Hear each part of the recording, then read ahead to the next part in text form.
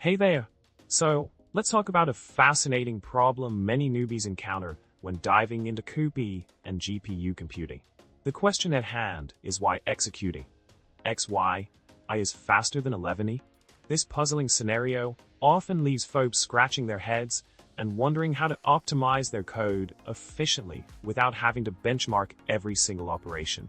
In the solution provided, we delve into the intricate balance between memory operations and arithmetic capabilities on GPUs.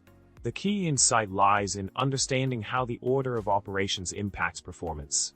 By comparing the steps involved in both XY, and 11e realizations, we uncover the underlying reasons for the speed difference. The emphasis is placed on the number of memory reads and writes, stream compaction, division operations, and the overall cost of accessing memory. It's fascinating how the simple rearrangement of operations can significantly affect the efficiency of GPU computations. In summary, the disparity in speed between XY, and 11e stems from the unique architectural characteristics of GPUs, where arithmetic operations often outweigh the cost of memory accesses. Understanding this fundamental principle can help optimize your code and boost performance when working with CuPy and cuda. And there you have it, a deeper dive into the nuances of GPU computing and why certain operations can be more efficient than others.